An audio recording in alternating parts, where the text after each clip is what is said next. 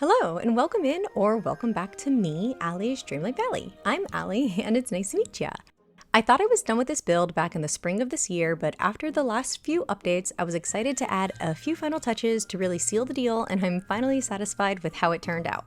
All 4 rooms are fully decorated to my heart's content with a present core, gift core atmosphere. I wanted the overwhelming sensation of Christmas spirit to pour out of every orifice of my design, and I think I accomplished my intentions, but you can be the judge of that. I love the garland and have used it everywhere around the crown of the room where it would fit. It's kind of like wall Tetris. I wanted many of the spaces to emit a magical aura about them while also creating consistency across all 4 rooms for a complete cohesive design that fits together and clearly belongs with one another. I made it my goal to place as many presents as possible, as well as a tree in every room. Spoiler alert, mission accomplished. You may find a fun and whimsical surprise or two, so stick around and see what I have in store for you. The first room is my main home's entrance, consisting of a formal sitting room in the traditional style. In fact, all 4 rooms are quite traditional with my furniture choices, pattern wallpaper, and layouts. The fun thing about this interior is that it could be interchangeable with many themes because we have such a traditional layout. I wanted the space to feel warm and inviting with oversized and overstuffed seating just like you might find in an older and lived-in home. I wanted a warm, cozy, and cluttered main living space to set the tone for all of my other rooms, so I hope this first impression doesn't disappoint. I struggled with a few challenges while decorating, but I found a solution that might help you.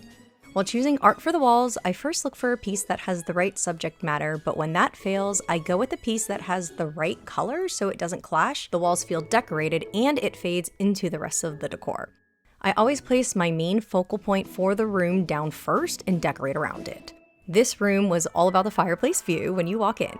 I have to confess, I wanted to add more, but I decided that the main room maybe was stuffed enough and I really wanted to share this before Christmas. I think we're all our own worst enemies when it comes to being decisive. In the 2 front corners of the room, I created 2 busy vignettes to catch the eye and add visual interest to an otherwise blankish space, but I was cautious not to block too much of the entrance. I have to admit, I hate blank walls for me. Hopefully we'll earn some amazing new items when the Winter Warmth Star Path releases for wall decor. This here is our formal Christmas dining room. I set the stage with a grand Christmas tree, front and center. Fun fact about me, I'm Jewish and Italian, so we celebrated both Christmas and Hanukkah growing up. We jokingly sometimes called the Christmas tree a Hanukkah bush, and my friends just absolutely loved it. Harry Christmas Hanukkah, everyone.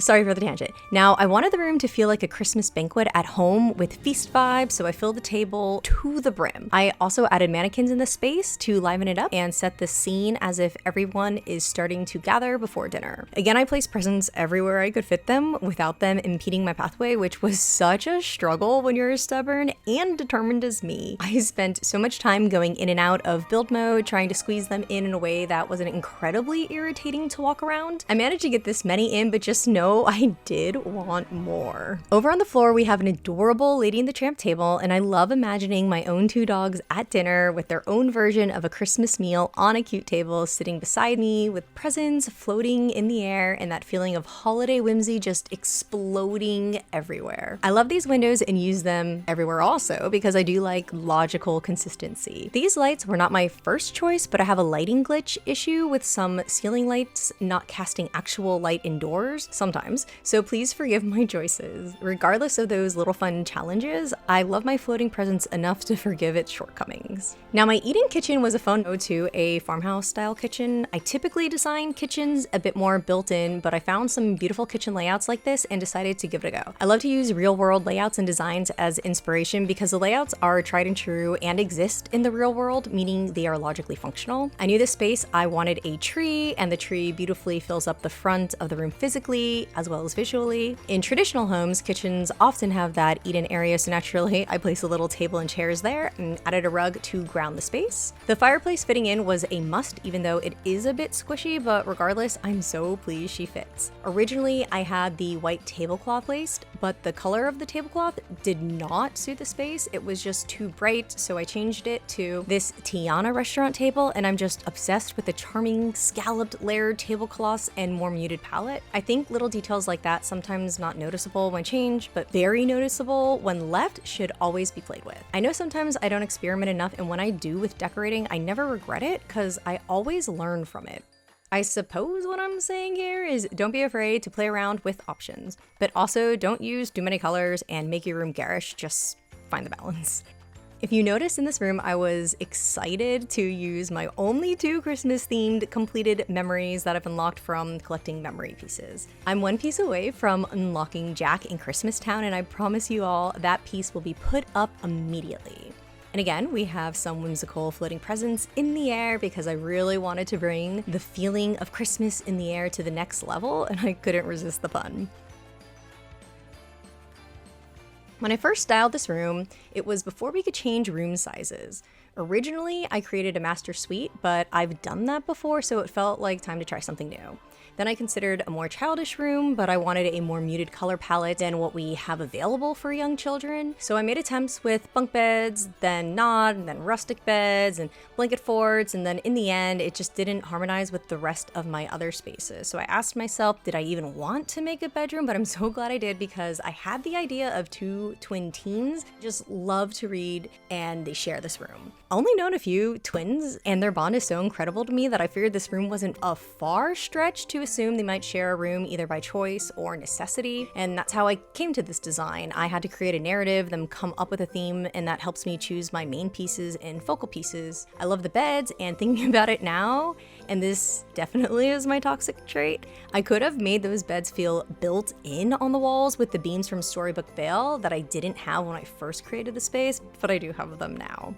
I would have had to rework the whole room, but that was a missed opportunity, so maybe try it out. Over by the Christmas tree, I again squeezed max giftage on the floors, and then since that obviously wasn't enough present core for me, I added fairy bubbles and filled those with more presents above the presents, because you know what they say, more is more. Okay, nobody says that, I say that, and that's what I say the whole time I'm decorating, more is more, and it's an indisputable fact. I don't have an item limit indoors, so I leave no crevasse unfilled. I do really love the view of the tree with floating presents in the air because I literally want Christmas in the air, and now we have Christmas in the air. I also successfully fit another fireplace in, and thankfully too, because I adore this fireplace. I squeezed more presents on surfaces and floors for a small cascading effect, but come to think of it, I wish I added some in floating bubbles around the fireplace. I wouldn't want to take away from the view of the tree, but they'd be far enough away on the right not to. I regret that now, and I'll probably add them later. I want presents garlanding every surface, even the air in some spaces for a whimsical Christmas vibe. Let me know if you enjoyed this video by leaving a like, and if you're feeling fun, leave an emoji of a pine tree or a present. I hope this inspired you, and happy decorating!